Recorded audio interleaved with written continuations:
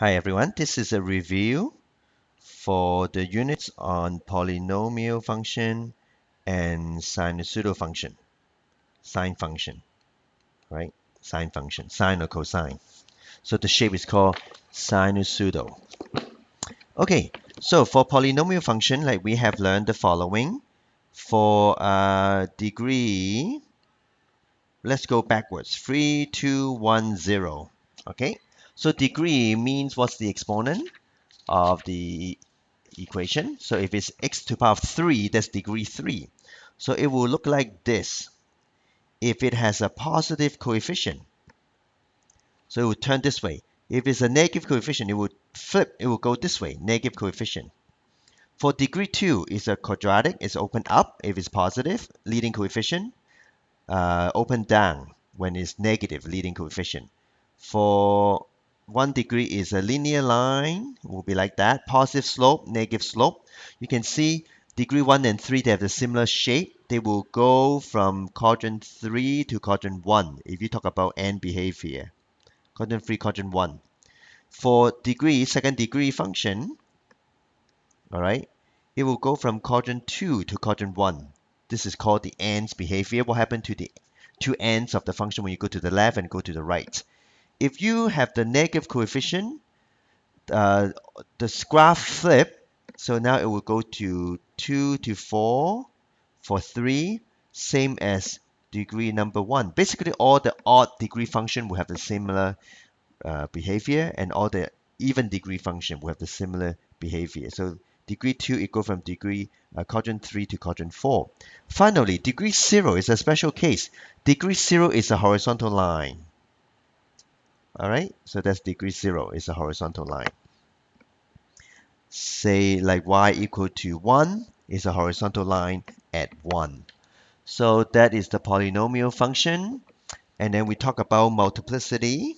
If you remember, okay, let's say work with degree 3. So it can cross the axis this way. So you have 3 zeros. Each one of them will have multiplicity of 1, which means you just cross it once. However, if you cross it this way, right? If you move this graph down, you can see these two zeros are merging into this one. You have a double zero there. So it has a multiplicity of 2, double zero. You could have a multiplicity of 3 as a special case. If a graph turn at a point, all 3 zeros are merged together. This is degree 3. It could have 3 zeros, but they all merge into 1. So this is multiplicity of 3. Okay? So how can you tell multiplicity of 2 when you have a curve and it just touched the x-axis? The maximum and minimum point just touch the x-axis. That's the case for multiplicity of 2. So let's look at the degree 2 function. Degree 2 function is quadratic. Normally you have 2 zeros, each have multiplicity of 1.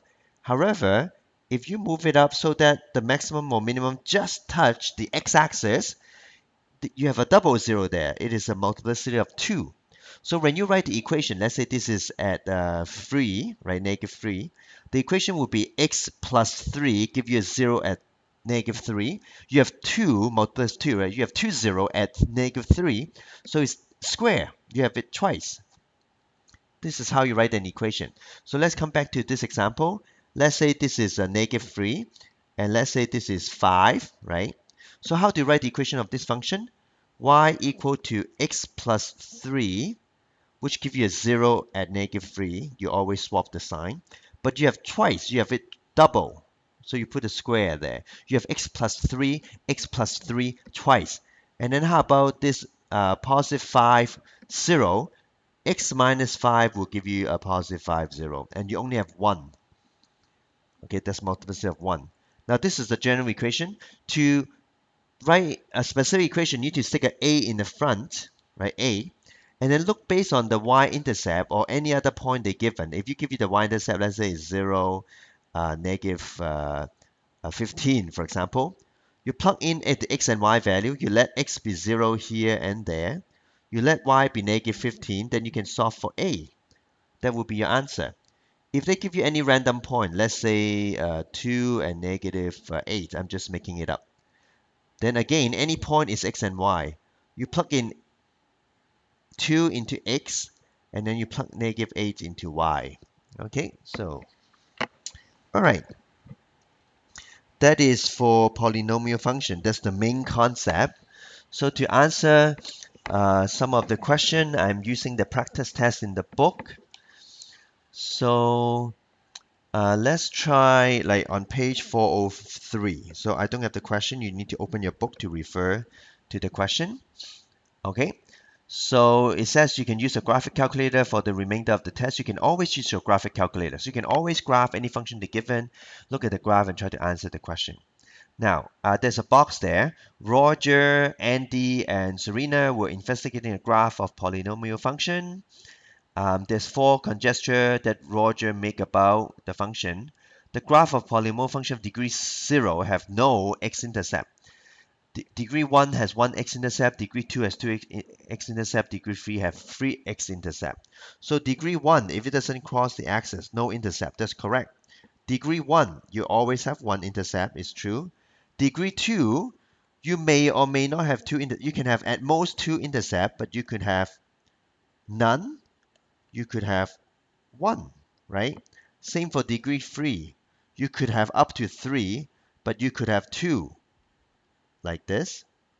You could even have 1 if the turn like happened below, something like that. But you have at least 1. So to answer question number 6, Andy was asked to draw the graph to satisfy the condition of the conjecture. All the conjecture for which can be drawn are, well, all of them can be drawn. So the answer is D. All of them is correct. Serena was asked to draw a graph that provide counterexample. So which one can be done? Which you can counterexample? Okay, well, the first one can be counter because you can draw it right on the x-axis. Then there's many intersection. This one you cannot have a counterexample. It has to cross it once. But then this too can have counterexample. So the answer is 1, 3, 4. So for number 7, the answer is also D. All right. Okay, let's look at number 8. I like this kind of question. Which of the following graph have this form? Okay, so if you examine this, C x plus a square x plus b, so that you have a 0 at -a with multiplicity of 2. And then you have another 0 at -b. Okay, remember which you switch the sign with multiplicity of 1. So it's a cubic function. Now, they say a is less than 0, which means a is a negative number. So let's say x minus 2. So you should have a 0 at the positive side, a double 0 as positive side. B is positive, so let's say b is 3. Then you should have a 0 at -3. So you have 1 at -3. And then now C is negative, which means it's not this way, it's this way, right? That's what gives you C. You want 1, 0 at the negative side, but a double 0 at a positive side. So the answer will look like this. A double 0 here, a single 0 there, and it's negative. So therefore, according to this, the answer is A for question 8. All right, so let's refer to the question. This is a question that summarizes what I have just shown you. Okay, so there are some questions here in which you need to use a graphic calculator. So let me show you. All right, let's try a question with calculator. Okay, page 403, NL3. I enter all the steps here for you. You need to know how to enter a table. You need to know how to do the regression line and save the information in Y1 so that you can graph it. These are the key strokes, so I'll go through it with you. Okay, so with a calculator, to enter a table, go to Stats. So wherever I put it in a square is a button. Go to Stats and Edit. Okay, so you have a blank information here. Let's enter the number. Y1, I enter all the x value. -2, -1, 0, 1, and 2. Okay, and then the L2 is your y value, is your function. 0, -18, -12, and 0, 0. Okay, so is a third degree function. They tell you it's a cubic function. So when you model, they usually need a cubic function. So let's do regression. So how to do regression? Refer to the notes, go to statistics, so hit the statistic again. So it's all the same button, but now you're not editing, you're calculating. So move to the right. Now in the calculator menu, there's many regression here. So if you scroll down the list, quadratic regression, cubic, which means degree 3, quartic is degree 4, linear, which means a degree 1, a straight line, right? This is long, don't worry about that one, exponential, power, right? Now, the one we want is cubic because it says it's a degree 3. So that's cubic regression. And then you hit enter. Okay, so here is the answer. See, they actually find it for you. They have a function in terms of y, and then like they do this. Now, this is an old model. It don't allow you to save it, but you can save it to variable y1 so that you can graph it. So I put some keystroke here. If you go to variables, y variables, the first one function, then you can have y1. That's where it is. Now in your newer calculator, you can just go to alpha and then y equal, you have a hidden menu, and then one of them is y variable. Like again, mine it doesn't have. So the thing is, if you plot the graph, if I go to plot one, all right, if I graph it, I'll see those points, right? So I need to change my window because the smallest value is negative 18, so let me negative 20. See, I see some points there. And then the graph that I just made, your calculator will be able to store in y1 and then you graph it. So if I don't store in y1, so I just go to statistic again, calculate, number 6. Okay, here's the answer, negative 3, 3, 12, negative 12. Okay, so negative 3,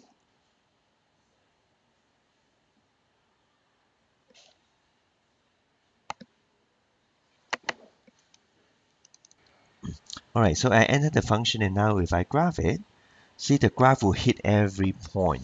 So this is how what's the regression is all about. So you can just try that, follow the example, and then you'll be okay. All right.